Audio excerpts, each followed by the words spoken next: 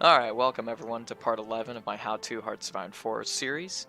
Today we're going to be going over basic combat, so I'm going to get right into it. So we're playing as Italy. If you play as Italy in the 1936 scenario, you start out at war with Ethiopia. As you can see, our divisions are in green, that's how you identify them. Allied divisions would be blue, and enemy ones are red. So you can see here are Ethiopian counterparts that we need to go up against.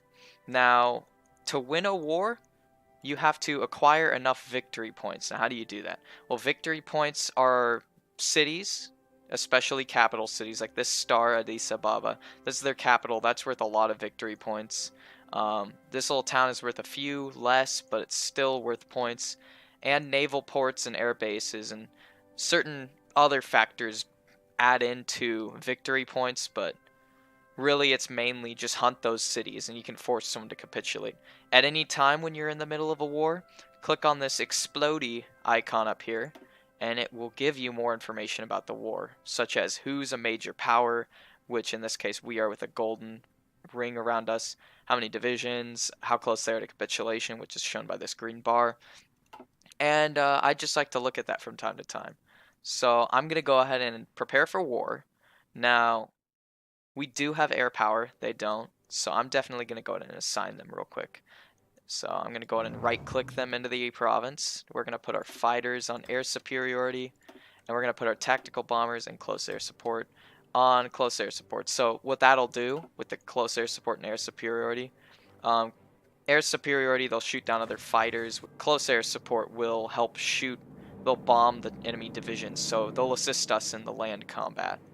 So in order to move and use your divisions, we can select them real quick. And before we move though, you need to know what your division is. So I'm going to select him. To get more of an idea on what this infantry division is, we can click on this icon here.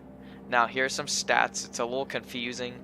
I usually let this all go under the hood, but in short, this bar tells us how much armored our division is. Clearly it's not armored at all, so it's got a hardness of 0. It's totally soft. And the other stat you need to know about is soft attack and hard attack. Now soft attack right here is how much damage they do to soft targets, and hard attack is how much they do to hard targets. Hard targets are armored, like tanks. So clearly we have no hardness, so we don't have to worry about units that do lots of hard attack. You'll figure out more about this as you go along. Here's where it shows our equipment, manpower, and if we click this button here, we can see our template. So we've got 6 blocks. I like to call them blocks. I'm pretty sure they're called brigades, but anyway, 6 blocks of infantry and 1 support engineer company. Now the engineer company is really good because that'll, as you can see, a lot of bonuses when fighting in rough terrain. So that is what our infantry division right here is. There are a few different variations, and you can see that they have different icons. Right here, you have, well, right here, these guys are trained, they're level 2. These guys are level 1, they're green. They level up this yellow bar to become more powerful as they fight, or whenever they exercise, but I'm not getting into exercising. It's basically just training your men further. And then the green bar is their organization. That's how put together they are. Whenever they move or in the middle of battle, that will decrease over time. When it runs out, the unit cannot move or fight, but it will replenish over time based on how good your infrastructure is. Now the brown bar is more important. Well, green bar you'll look at more. Brown bar is its health.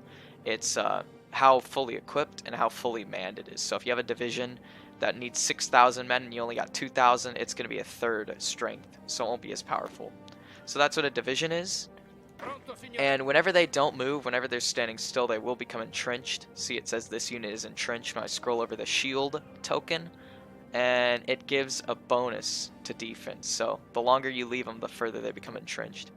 So how do we move our divisions? Well, we can move them over sea or over land. Now to move a division, you select it, and you right click, and I will hit the play button so you could see as he moves. I'm going to speed it up a little.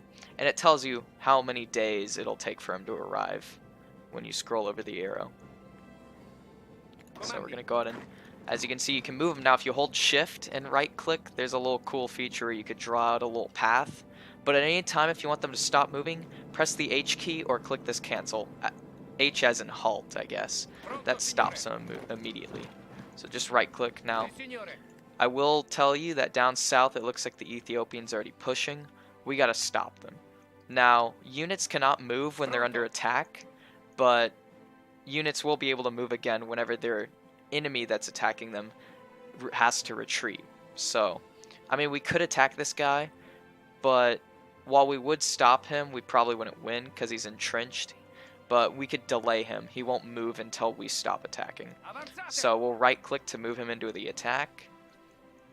And let's send a few more divisions down south. It looks like we need some reinforcements now. Here's our naval port down here. Naval ports, supplies get fed through naval ports to divisions, and you can send divisions through them. So I'm going to select one of my infantry divisions. And normally, you'd have to have them on a naval port to be able to move them to another one. So we'll just right-click here, and they'll go all the way across. If we wanted to move this guy overseas and we right-clicked here, it won't work. What we have to do is shift-click here into the port. They have to move to the port first, and then we can shift-click there. So we shift them into here, and then we hold shift and click on the port, so they'll travel down there. Now, one thing to keep in mind is get your fleets ready to defend. Put them on convoy escort and cover the areas they're going to travel. Otherwise, they'll get intercepted by ships. And divisions, when they die at sea, it is very heartbreaking because you could lose your entire attack power. So, you know how to move them. We know how to attack with them. But it's kind of micromanagey dealing with all these divisions. I mean, you got to individually move and attack with them. So I'll show you how to put them into armies. And the computer will kind of take control of them. So to put them into armies, you can either drag or select them, or you can hold shift and click to select multiple. So we'll select them and click the new army button down here. All these divisions now have a colored band. If we click this choose insignia key right here in our army viewer, we can change the name of the army. We can name them whatever, really. Just whatever you want. Get creative. Then we can give him a general, and all the general does is he has a skill level, and he has some abilities and some stats. It just shows whenever you put the general in, he'll fight more powerfully. These divisions will be more powerful. So, what I did, I'm kind of skipping ahead of myself. I force a habit, my bad. So I select my army. Now they have these red exclamation marks. That means they're in an army, but they have no orders. So we're gonna draw a front line. So here are our orders. There's exercise. This just trains your army. Click this, and you can change how quickly your men attack. If you do aggressively, they won't care about casualties and they'll just charge. Carefully, they'll be very careful not to get encircled. Naval invasion, so you could go overseas. We don't need that right now. Paradrop, you need paratroopers for that. Frontline, we're going to start with that. Now, all the frontline is you hold right click and drag, or alternatively, we could delete it and just click it and we'll put it down. All a frontline is the AI will attempt to keep these divisions adhered to the front line automatically. So if they get pushed back to here, they'll try to move back to it automatically. So now that we have a front line, it tells us our army name, go get, and we have 12 divisions here. That is actually important to know how many divisions are assigned, because you could have front lines, multiple of them, and multiple orders for one army.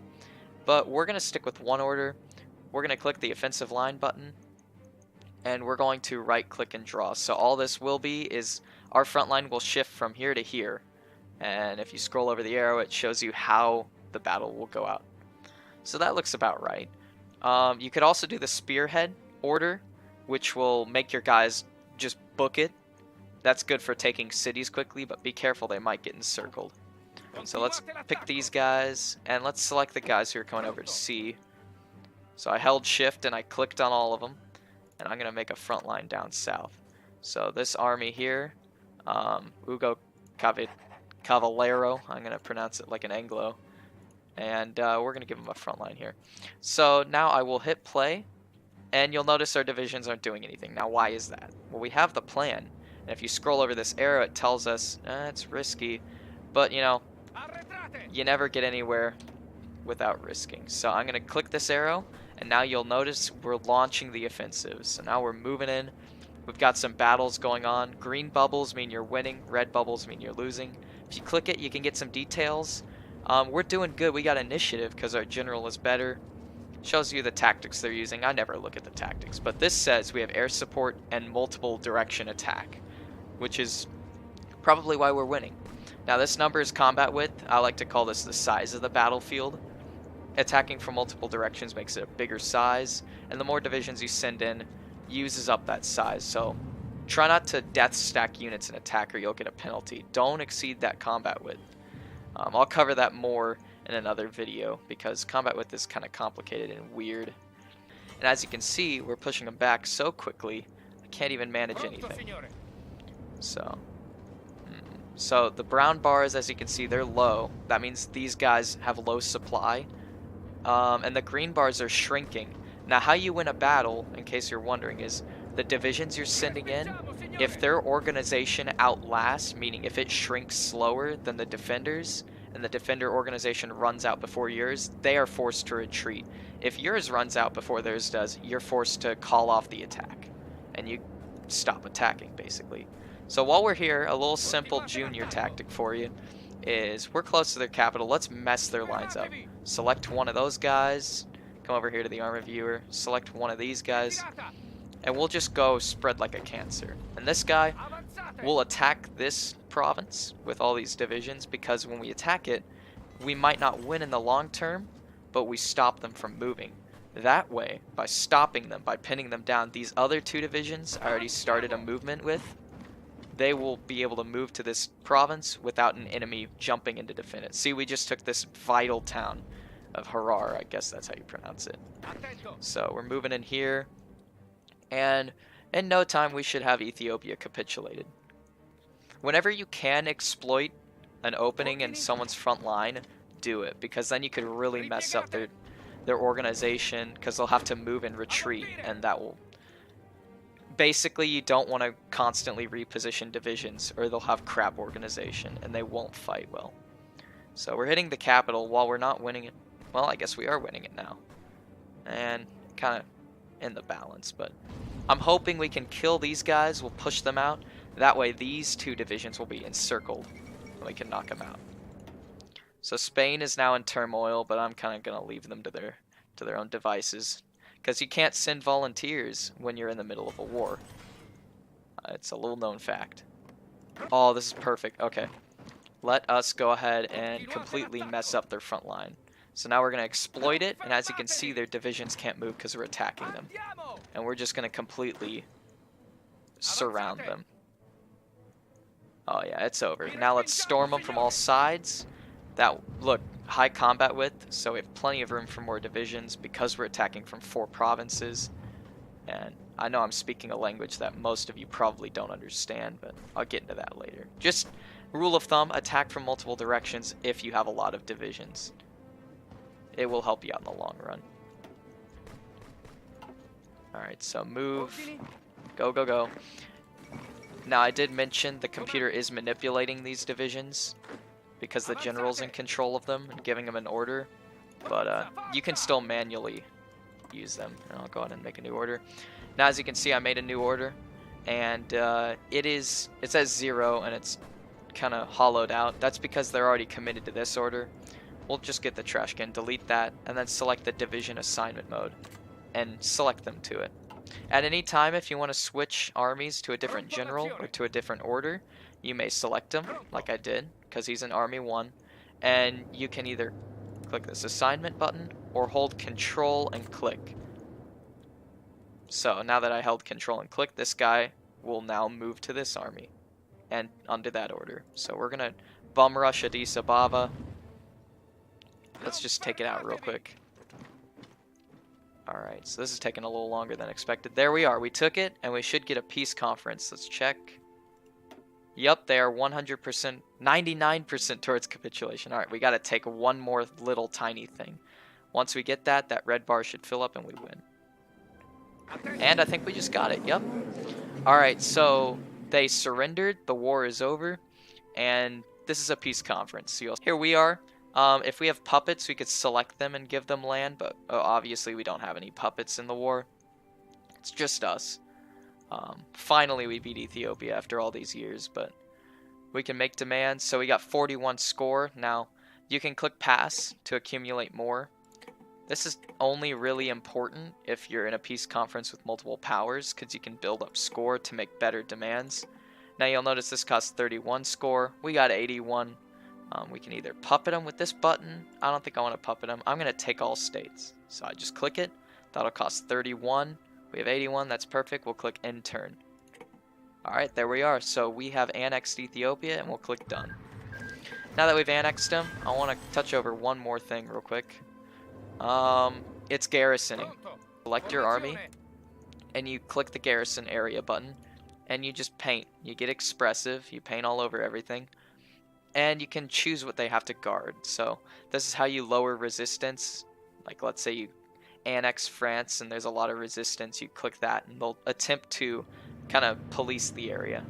But we don't have any resistance because we annexed it. The war's over, so we'll deselect that. We'll guard air bases. Not the whole coastline. We can't do that.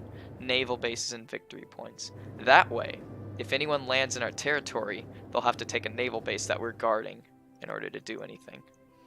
Because they need naval bases to supply their invasion. So now, as you can see, our men have moved around and they're automatically guarding all of our territory. So that should be it. That is how you fight a battle against Ethiopia. That's how you basically do normal combat. Stay tuned. I think I'm going to post one on invading Poland next, so you could learn about armored divisions and a few other things. A few other niche and specifics to combat. So thank you all for checking this out, and I hope you learned something.